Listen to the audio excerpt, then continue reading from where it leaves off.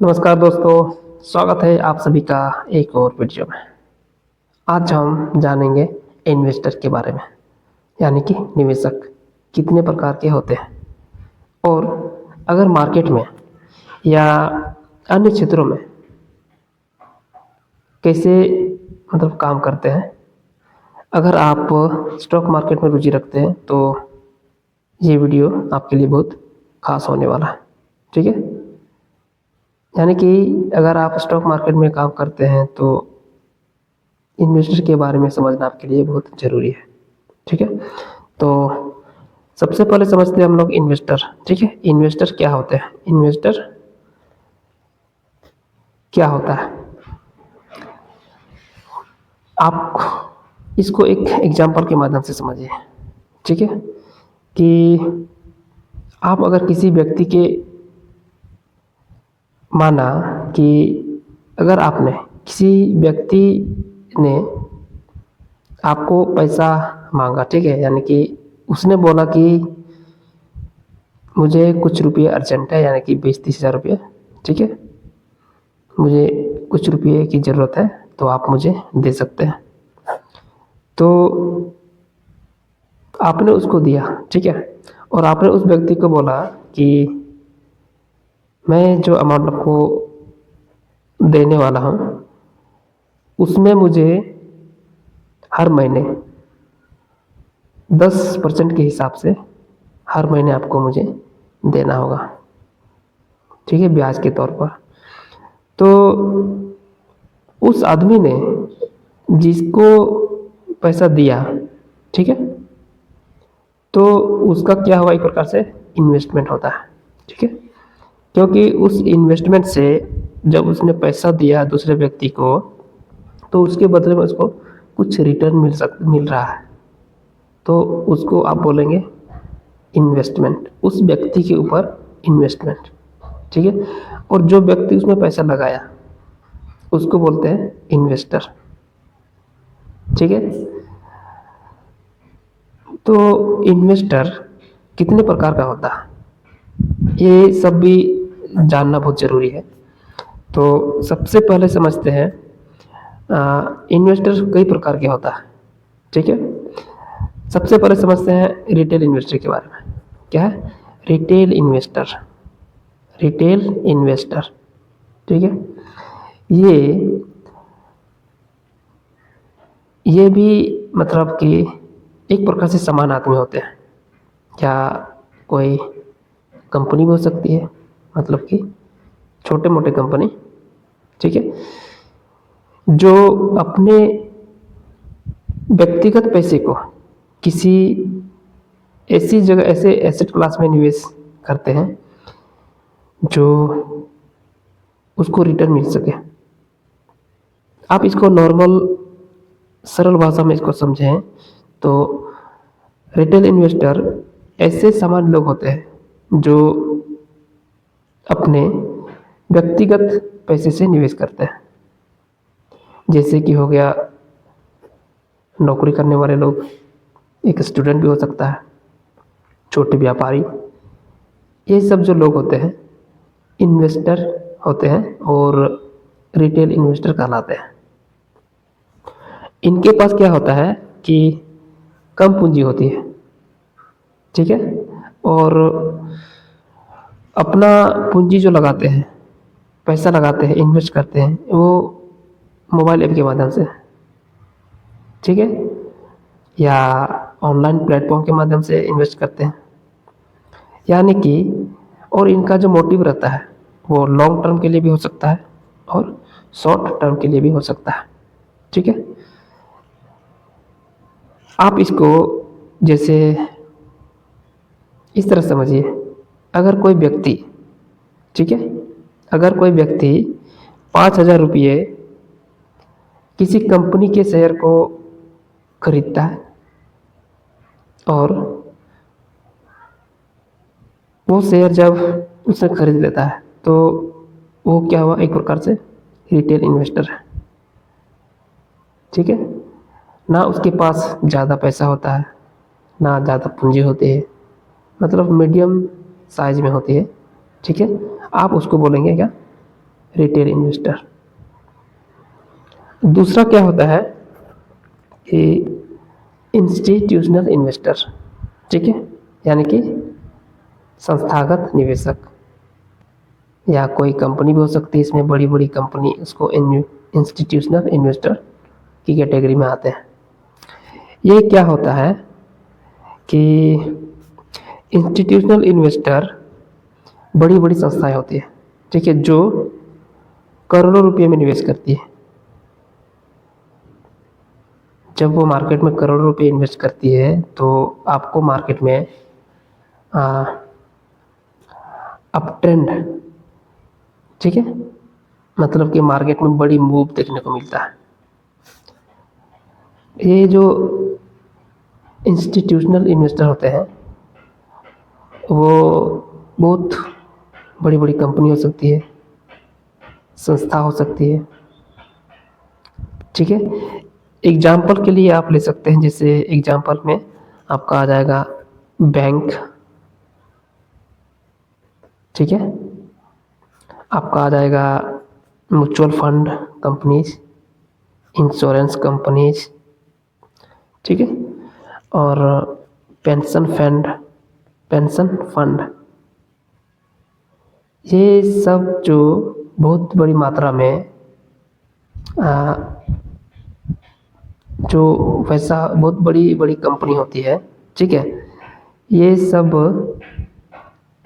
एक प्रकार से क्या हो, इंस्टीट्यूशनल इन्वेस्टर इस कैटेगरी में आते हैं, क्योंकि इनके पास बहुत बड़ी मात्रा में अमाउंट होती है, पूंजी होती है, ठीक है, यानी कि 1 करोड़ रुपये का इन्वेस्ट करती है, 100 करोड़, 1000 करोड़, 10,000 करोड़, इस तरह का जो अमाउंट है, बड़ी अमाउंट में करते हैं, उसको इंस्टीट्यूशनल इन्वेस्टर कहेंगे, ठीक है। और जो इसके पीछे जो होती है, ठीक है, बहुत ही मतलब एक्सपीरियंस टीम, रिसर्च एनालिस्ट, ठीक है, और मार्केट में कई सालों तक का एक्सपीरियंस रखते हैं, इस तरह का जो इन्वेस्टर होता है इसमें एक ग्रुप होती है, ठीक है। इसलिए इनके पास मार्केट की सभी नॉलेज होती है, ठीक है, और रिस्क को भी अच्छे से मैनेजमेंट करते हैं, ठीक है। तो उम्मीद करता हूँ कि आप समझ गए होंगे इंस्टीट्यूशनल इन्वेस्टर के बारे में, ठीक है। उसके बाद आपका आएगा फॉरेन इंस्टीट्यूशनल इन्वेस्टर, यानी कि आपने सुना होगा FII, यानी कि फॉरेन इंस्टीट्यूशनल इन्वेस्टर, ठीक है।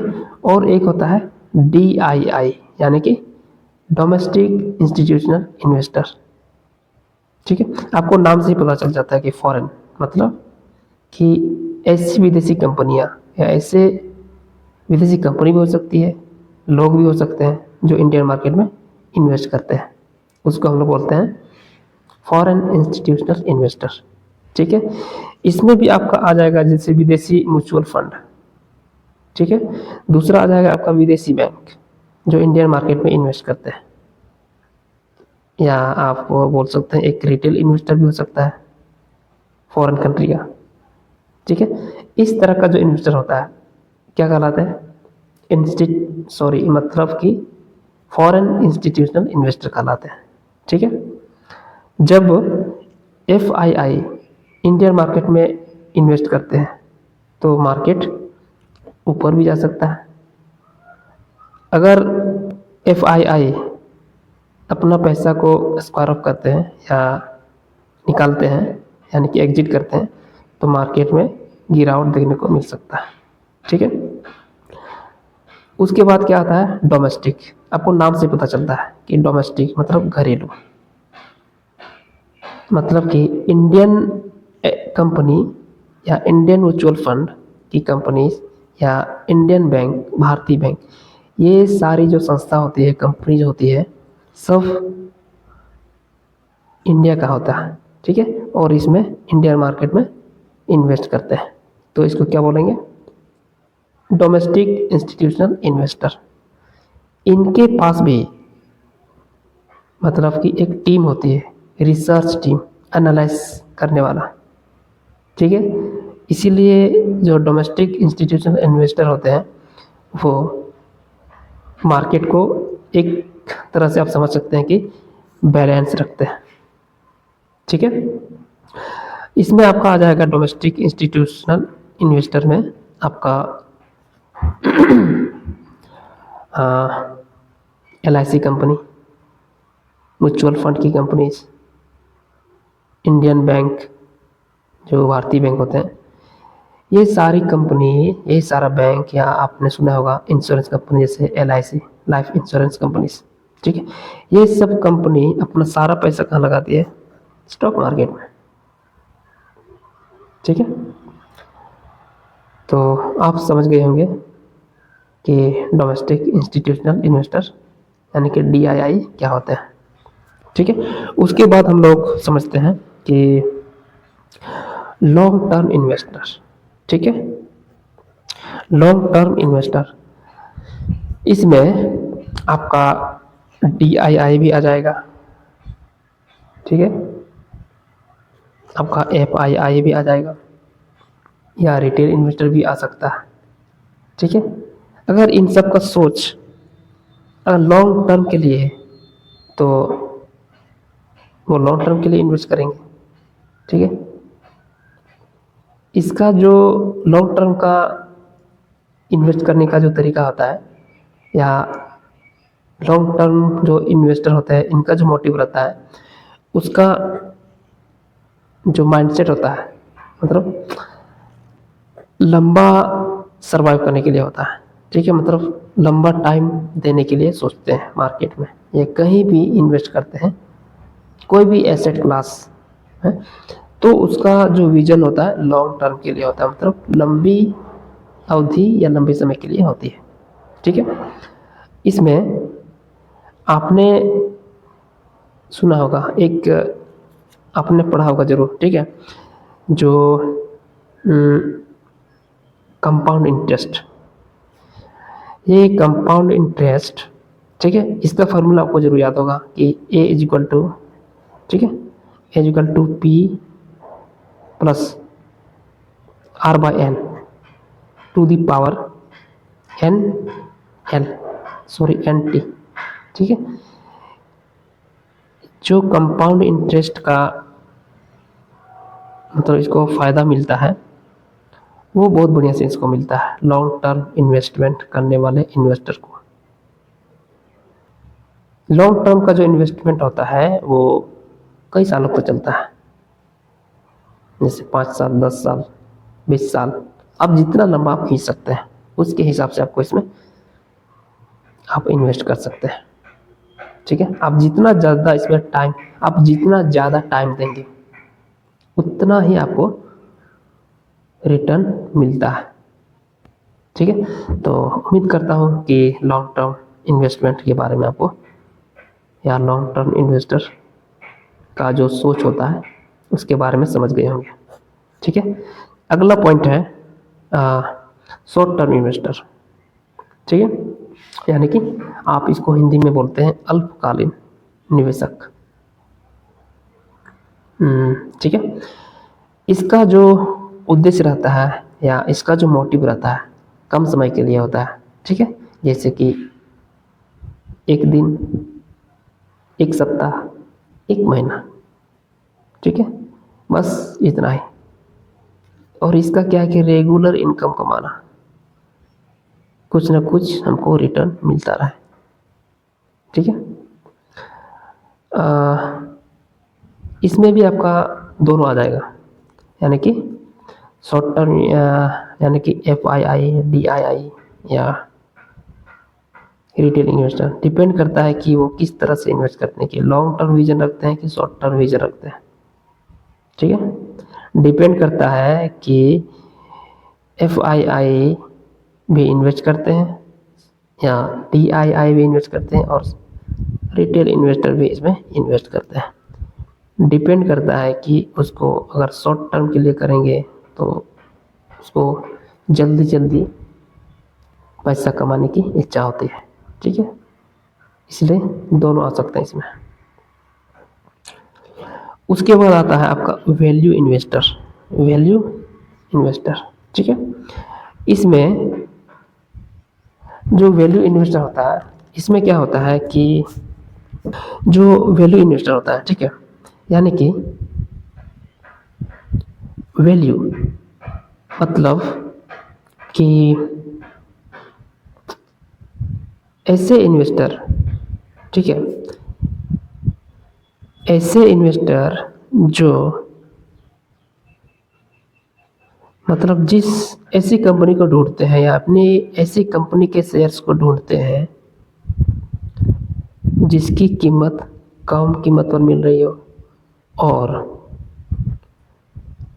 भविष्य में अच्छा हो, इस तरह का जो कंपनी का शेयर होता है उसको पिक करते हैं, उसको ढूंढते हैं। ठीक है,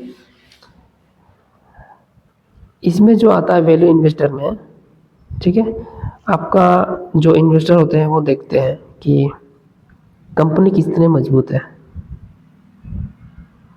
ठीक है, दूसरा देखेंगे कि उसको पेशेंस रखना होता है, क्योंकि उसको लॉन्ग टर्म के लिए इन्वेस्ट करना होता है जो वैल्यू इन्वेस्टर होता है। ठीक है, तो इसीलिए उसको टाइम तो देना पड़ेगा, 5 साल 10 साल 20 साल, वो डिपेंड करता है कि वो कितना साल तक दे सकते हैं। ठीक है, उसके बाद ये जो वैल्यू इन्वेस्टर होता है वो लॉन्ग टर्म की बेसिस होती है। लॉन्ग टर्म का जो फंडामेंटल होता है, जो वैल्यू इन्वेस्टर होता है वो लंबे समय तक निवेश करते हैं। ठीक है, तो उसके बाद आता है नंबर 8 यानी कि ग्रोथ इन्वेस्टर। क्या है? Growth investor. ठीक है, ग्रोथ का मतलब होता है ग्रो करना, मतलब कि ग्रोथ का मतलब आप समझ रहे हैं ना, ग्रो करना। जैसे एक होता है सक्सेस, किसी चीज़ के ऊपर अगर आपको सक्सेस मिल जाती है तो आप रुक जाते हैं। ठीक है, हाँ मुझे सक्सेस मिल गई, नौकरी मिल गई, बस आपका सोच वहीं तक है, आप वहीं पर रुक जाते हैं, काम करना बंद कर देते हैं कि सोचते हैं आप अब मैं सेटल हो गया। ठीक है, और जो ग्रोथ की सोच होती है, ग्रोथ करने वाले आदमी की, वो सक्सेस के पीछे नहीं भागते हैं, ग्रोथ के पीछे भागते हैं। ठीक है, आपने एक डायलॉग सुना होगा कि सक्सेस एक कॉमा की तरह होती है। ठीक है, नहीं, आपने एक कहावत सुना होगा कि सक्सेस फुल स्टॉप की तरह होती है। अगर आपको सक्सेस मिल गया आप स्टॉप हो गए बस। और जो ग्रोथ होती है वो कॉमास की तरह होता है। ठीक है, और जो ग्रोथ होती है ना वो कॉमा की तरह होती है, जिसमें कोई फुल स्टॉप नहीं होता, बस लाइफ में ग्रो करते जाना है, ग्रो करते जाना है। एक आपने फिल्म का डायलॉग सुना होगा, ठीक है, मैंने सुना है कि सक्सेस आपको मिलती है तो आप उसमें फुल स्टॉप लगा देते हैं, कि आप सोचते हैं कि मुझे नौकरी मिल गई, आप जिस चीज़ के पीछे भागते हैं आप उसमें सफलता पा लेते हैं, सक्सेस हो जाता है। यानी कि सक्सेस मिलने के बाद आप उसमें रुक जाते हैं, यानी फुल स्टॉप लगा देते हैं, कि आप सोचते हैं कि आप मुझे नौकरी मिल गई है, बस अब सेट हो गया। ठीक है, आपका सक्सेस वहीं पर फुल स्टॉप लगा देती है, फिर आप आगे की नहीं सोचते हैं। और जो ग्रोथ होती है वो कॉमा की तरह होती है। जो सब ग्रोथ होती है ना उसका उसको कई बार सक्सेस मिलती है। ठीक है, लेकिन वो आदमी फुल स्टॉप नहीं लगाता है। जो ग्रोथ माइंडसेट वाली सोच होती है वो हमेशा ग्रो करते रहता है। और जो सक्सेस की सोच होती है कि मैं एक बार सक्सेस हो जाऊँ लाइफ में, बस सब कुछ बढ़िया, तो आप वहीं पर फुल स्टॉप लगा देते हैं। ठीक है, बहुत लेक्चर दे दिया इसमें। और जो ग्रोथ इन्वेस्टर होते हैं क्या होते हैं कि ऐसी इन्वेस्टर जो, यानी कि ऐसे इन्वेस्टर जो ऐसी कंपनी को ढूंढते हैं, ठीक है, या ऐसी कंपनी में निवेश करते हैं जिसकी जो कंपनी होती है, ठीक है, उसमें भविष्य में तेजी से बढ़ने की संभावना होती है। ठीक है, ग्रोथ इन्वेस्टर मतलब आप नाम से आपको पता चल जाता है ग्रोथ करने वाला कंपनी। ठीक है, इसमें जो इन्वेस्टर होते हैं वो ऐसी कंपनी को ढूंढते हैं जो भविष्य में तेजी से बढ़ने की संभावना होती है। ठीक है, ऐसी कंपनी होती है जैसे टेक्नोलॉजी कंपनी। ठीक है, दूसरा हो जाएगा आपका नई स्टार्टअप कंपनी जो शुरुआती स्टेज में होती है। ठीक है, इसका जो मोटिव रहता है ग्रोथ इन्वेस्टर का, वो फ्यूचर में बड़ा रिटर्न कमाने का, फ्यूचर में बड़ा रिटर्न कमाने की सोच होती है। ठीक है, उसके बाद आता है 9th इनकम इन्वेस्टर। क्या चीज़? Income investor. ठीक है, इसमें इनकम का मतलब आप समझते हैं कि आय, आय होता है इसका हिंदी। ठीक है, मतलब कि नियमित यानी कि रेगुलर आय, रेगुलर इनकम करने वाला इन्वेस्टर। ठीक है, यानी कि ऐसी जगह निवेश करते हैं जहां पर रेगुलर इनकम प्राप्त हो, उसको बोलते हैं इनकम इन्वेस्टर। और जो इस तरह के इन्वेस्टर होते हैं वो सबसे पहले देखते हैं कि किस कंपनी में डिविडेंड मिलता है। ठीक है, ऐसी कंपनी के शेयर्स को ढूंढेंगे और उसको उसमें इन्वेस्ट करेंगे ताकि उसको डिविडेंड का लाभ उसको मिलता रहे। ठीक है, डिविडेंड क्या होता है? डिविडेंड का मतलब होता है कि जब आप किसी कंपनी के स्टॉक्स को खरीदते हैं तो आपको जब उस कंपनी का फ़ायदा होता है, ठीक है, तो जो फ़ायदा होता है उसके बदले में आपको आपने जितना स्टॉक्स खरीदा, उस कंपनी के शेयर खरीदा है, उसके हिसाब से आपको डिविडेंड हर शेयर्स में आपको देते हैं। ठीक है, इसका उद्देश्य भी सेम होता है कि इसको कि रेगुलर इनकम कमाना है। ठीक है, डेली का इनकम। ठीक है, और इनकम इन्वेस्टर होते हैं वो हर महीने या हर साल उसको नियमित कमाई चाहिए, उसको रेगुलर कमाई चाहिए। ठीक है, और पहले बात तो डिविडेंड में इन्वेस्ट करते हैं, दूसरा आपका बॉन्ड में इन्वेस्ट करते हैं, बॉन्ड्स। ठीक है, और तीसरा आपका हो जाएगा फिक्स्ड इनकम एसेट। ठीक है, तो उम्मीद करता हूँ कि आप सब समझ गए होंगे कि इन्वेस्टर कई प्रकार के होते हैं और हर निवेशक, हर इन्वेस्टर की जो सोच होती है, उसका लक्ष्य और जो इन्वेस्ट करने का तरीका अलग अलग होता है।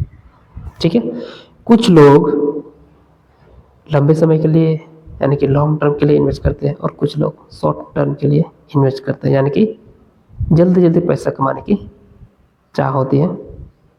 ठीक है, यानी जल्दी जल्दी उसको लाभ कमाना होता है। तो हर इन्वेस्टर की सोच अलग अलग होती है। तो आप किस तरह का इन्वेस्टमेंट करना चाहते हैं आप कमेंट में ज़रूर राय दीजिएगा।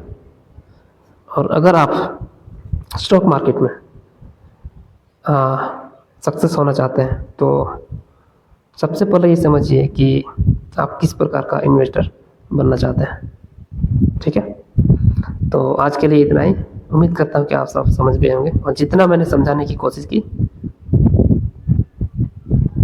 आप सब समझ गए होंगे। ठीक है, तो आज के लिए इतना ही। And the last but not least, thanks for the watching. Thank you.